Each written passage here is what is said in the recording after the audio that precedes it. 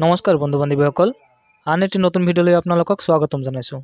বন্ধু বান্ধৱীসকল মই ফেচ কেম ভিডিঅ' বনাব পৰা নাই কাৰণ মই যোৱা 2 মাৰ্চত এটা এক্সিডেণ্ট হৈছে মোৰ। সো মই মানে ফেচ কেম ভিডিঅ' বনোৱা পৰিস্থিতিত নাই, কিন্তু ভিডিঅ' বনাবলগীয়া হৈছে কাৰণ এটা ইম্পৰ্টেণ্ট আপডেট আহিছে। সেয়া হৈছে ইণ্ডিয়ান ৰেলৱেৰ ফালৰ পৰা বিতং কম যে কিমান পদ, এলিজিবিলিটি কি, এজ লিমিট কিমান, চেলাৰী, এপ্লাই প্ৰচেছ, এইবিলাক গোটেইখিনি কম। সো ভিডিঅ'টো সম্পূৰ্ণ চাব আৰু যদি ভিডিঅ'টো ভাল পাই থাকে শেষত এটা লাইক কৰি দিব আৰু যদি চেনেলটোত নতুন আহিছে কিন্তু ছাবস্ক্ৰাইব কৰা নাই তেন্তে প্লিজ ছাবস্ক্ৰাইব কৰি দিয়ে। এতিয়া আগবাঢ়িছোঁ আমাৰ মূল বিষয়বস্তুলৈ। মূল বিষয়বস্তু এইটোৱে যে ইণ্ডিয়ান ৰেলৱেৰ ফালৰ পৰা এক নতুন নিযুক্তি আহিছে আৰু এয়া হৈছে অফিচিয়েল নটিফিকেশ্যনটোৰ ফাৰ্ষ্ট পেজ। আপোনালোকে চাই ল'ব পাৰে। সম্পূৰ্ণ নটিফিকেশ্যনটো পাবলৈ আপোনালোকে আমাৰ টেলিগ্ৰাম চেনেলটো জইন কৰি ল'ব। টেলিগ্ৰাম চেনেলৰ লিংকটো আমাৰ ডেছক্ৰিপশ্যনত থাকিব। নেইম অফ পোষ্ট যদি ক'বলৈ যাওঁ, নেইম অফ পোষ্ট হৈছে টেকনিচিয়ান আৰু নাম্বাৰ অফ পোষ্ট মানে কিমানটা পদ আছে সেয়া হৈছে 9144টা, 9144 পোষ্ট। আৰু কেই ধৰণৰ পোষ্ট আছে? 2 ধৰণৰ পোষ্ট আছে। টেকনিচিয়ান গ্ৰেড 1 ছিগনেল বুলি কৈছে, তাতে 1092টা পোষ্ট আছে। আৰু টেকনিচিয়ান গ্ৰেড 3 তাতে আছে 8052টা post. So number of post under RRB Guwahati অৰ্থাৎ ৰেলৱে ৰিক্ৰুটমেণ্ট বৰ্ড গুৱাহাটীৰ আণ্ডাৰত আছে 246টা পোষ্ট। এলিজিবিলিটি ক্ৰাইটেৰিয়াৰ কথা যদি ক'বলৈ যাওঁ তাত বহুতখিনি বস্তু আহি যায়। প্ৰথমতে আমি আহিছোঁ এজ লিমিটলৈ। টেকনিচিয়ান গ্ৰেড 1 ছিগনেলৰ কাৰণে আপোনালোকৰ এজ লিমিট হৈছে 18ৰ পৰা 36 বছৰলৈকে আৰু ৰেফাৰেঞ্চ ডেটটো হ'ব আপোনালোকৰ 1 জুলাই 2024। 2024ৰ 1 জুলাইৰ মতে আপোনালোকৰ বয়স 18ৰ পৰা 36 বছৰলৈকে হ'লে আপোনালোকে টেকনিচিয়ান গ্ৰেড 1 ছিগনেলৰ কাৰণে এলিজিবল হয়। আৰু টেকনিচিয়ান গ্ৰেড 3ৰ কাৰণেও আপোনালোকৰ ছেইম নহয়, 3 ইয়াৰ্ছ কম আছে ইয়াত। 18 to 33 ইয়াৰ্ছ হ'ব লাগিব এজ অন 1 জুলাই 2024। অৰ্থাৎ টেকনিচিয়ান গ্ৰেড 1ৰ কাৰণে আপোনালোকৰ আপাৰ এজ লিমিট হৈছে 36 আৰু ইয়াৰ টেকনিচিয়ান গ্ৰেড 3 হৈছে 33 ইয়াৰ্ছ। ঠিক আছে। আৰু আপোনালোকে আপাৰ এজ লিমিট ৰিলেক্সেশ্যনো পাব as per the categories. SC ST OBC যিখিনি কেটেগৰী হিচাপে ৰিলেক্সেশ্যন পায় সেইখিনি আপোনালোকে পাই যাব। নেক্সট আহিছোঁ এডুকেশ্যন কোৱালিফিকেশ্যনলৈ।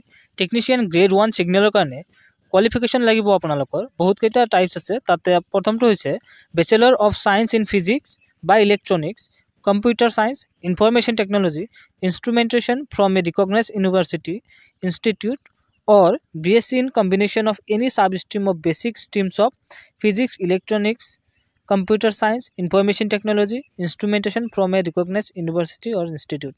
মানে বেসিক্যালি কৈছে আপোনালোকে গ্ৰেজুৱেট হ'ব লাগিব এইকেইটা ব্ৰাঞ্চ অনাৰ্ছত। ঠিক আছে। ফিজিক্স বা electronics, computer science, information technology etcetera এইবিলাকত যদি আপোনালোকৰ গ্ৰেজুৱেশ্যন আছে বা বেচেলৰ ডিগ্ৰী আছে তেন্তে আপোনালোকে টেকনিচিয়ান গ্ৰেড 1 ছিগনেলৰ পোষ্টৰ বাবে এপ্লাই কৰিব পাৰিব।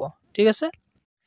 নাইবা 3 years diploma in engineering in the above basic streams or in combination of any of above basic streams. মানে এইমাত্ৰ যিখিনি মই কৈ দিলোঁ সেইখিনি ষ্ট্ৰীমত আপোনালোকৰ ডিগ্ৰী নাথাকিলেও যদি 3 ইয়াৰ্ছৰ ডিপ্ল'মা থাকে তথাপিও আপোনালোকে এলিজিবল হ'ব।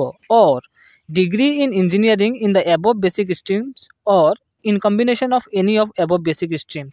মানে যদি আপোনালোকৰ 3 ইয়াৰ্ছ ডিপ্ল'মা থাকে সেইখিনি মেনশ্যনড ষ্ট্ৰীমখিনিত তথাপিও হ'ব। নাইবা যদি আপোনালোকৰ ইঞ্জিনিয়াৰিং ডিগ্ৰী থাকে সেই যিকেইটা মই ইয়াৰ আগতে কৈ দিছোঁ সেইকেইটা ষ্ট্ৰীমত তথাপিও আপোনালোকে এই পোষ্টৰ বাবে এলিজিবল হ'ব। টেকনিচিয়ান গ্ৰেড 3 কথা যদি ক'বলৈ যাওঁ আপোনালোকে এডুকেশ্যন কোৱালিফিকেশ্যন লাগিব matriculation or SSLC plus ITI from recognised institution of NCVT or SCVT in the trades as mentioned in the official notification. মানে আপোনালোকে মেট্ৰিকুলেশ্যন থাকিব লাগিব বা লগত SSLC, বাহিৰৰ ষ্টেটত SSLC বুলি ক'ব পাৰে। লগতে আপোনালোকৰ ITI থাকিব লাগিব। মই সম্পূৰ্ণ নটিফিকেশ্যনটো টেলিগ্ৰাম গ্ৰুপত দি দিম, তাত আপোনালোকে চাই ল'ব কি ট্ৰেডত ITI থাকিলে আপোনালোকে এলিজিবল হয়। সেইখিনি থাকিলে আপোনালোকে টেকনিচিয়ান গ্ৰেড 3 পদৰ বাবে এপ্লাই কৰিব পাৰিব।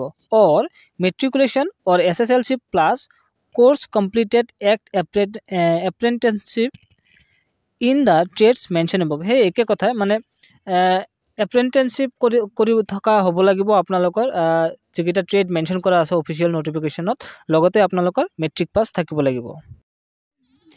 ইন কেছ যদি আপোনালোকে কিবা প্ৰব্লেম ফেচ কৰে তেন্তে আপোনালোকে এই যি হেল্পলাইন নাম্বাৰবিলাক দিয়া আছে, হেল্পলাইন ফোন নাম্বাৰ দিয়া আছে, লগতে ইমেইল আইডি দিয়া আছে, 10 বজাৰ পৰা 5 বজালৈকে আপোনালোকে কণ্টেক্ট কৰিব পাৰে যদি আপোনালোকে কিবা ডিফিকাল্টিজ ফেচ কৰে।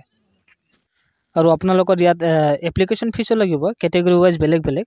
আপোনালোকৰ SC আৰু STৰ কাৰণে লাগিব 250 ৰুপিজ, এক্স ছাৰ্ভিচমেনৰ কাৰণে 250, ফিমেলৰ কাৰণে 250, ট্ৰান্সজেণ্ডাৰৰ কাৰণে 250 ৰুপিজ, মাইনৰিটিছৰ কাৰণে 250, ইকনমিকেলি বেকৱাৰ্ড ছেকশ্যনৰ কাৰণে হ'ল 250, আৰু আদাৰ্ছ যিখিনি আছে সেইখিনিৰ কাৰণে হ'ল 500 ৰুপিজ। এইখিনি হ'ল আপোনালোকৰ এপ্লিকেশ্যন ফিজ।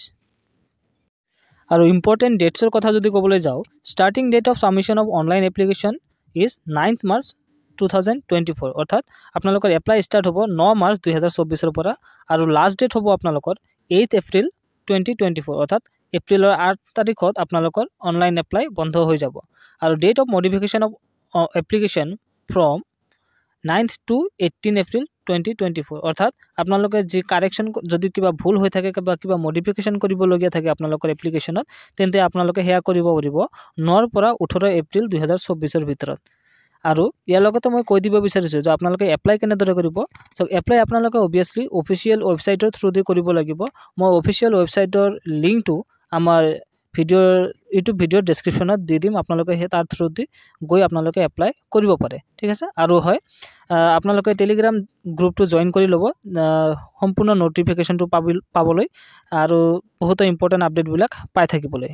লাষ্টলি ভিডিঅ'টো ভাল পালে এটা লাইক কৰি দিব, আৰু যদি চেনেলটোত নতুন আহিছে কিন্তু ছাবস্ক্ৰাইব কৰা নাই তেন্তে প্লিজ ছাবস্ক্ৰাইব কৰি দিব এনেধৰণৰ ইনফৰ্মেটিভ আৰু এডুকেশ্যনেল ভিডিঅ'ছ পাই থাকিবলৈ। Thank U. লগ পাম আন এটি নতুন ভিডিঅ'ত।